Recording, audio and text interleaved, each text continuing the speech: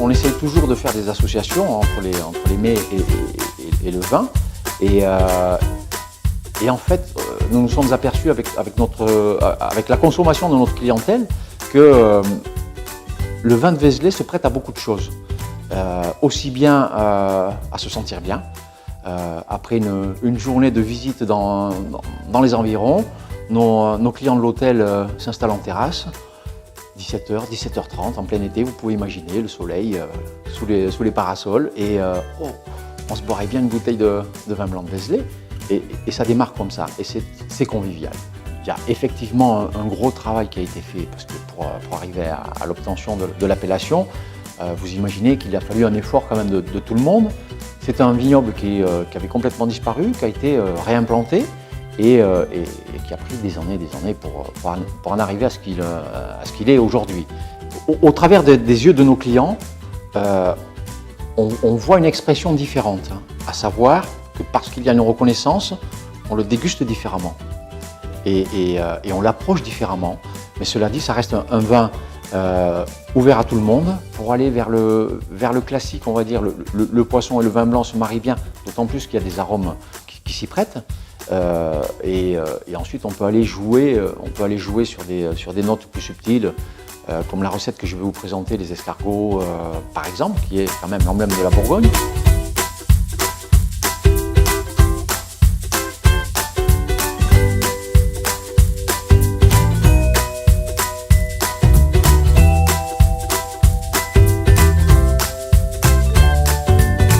Première étape, on va détailler de la pâte phyllo dans le format qui vous convient et superposer 3 couches intercalées de beurre, juste au pinceau, voilà. Et on fait colorer ça au four, très simple.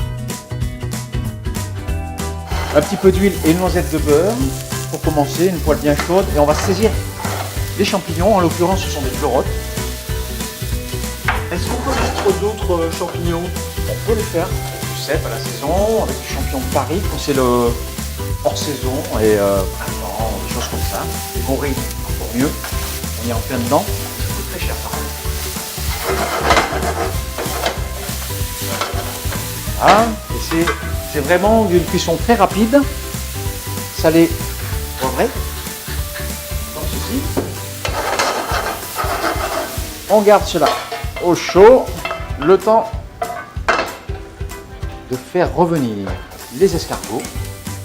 Alors nos petits escargots, ils sont là. Avec une noix de beurre.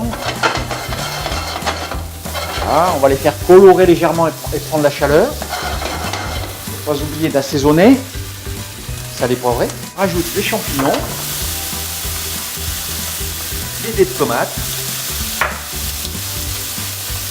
La persillade. On va assaisonner un petit peu. Comme ceci.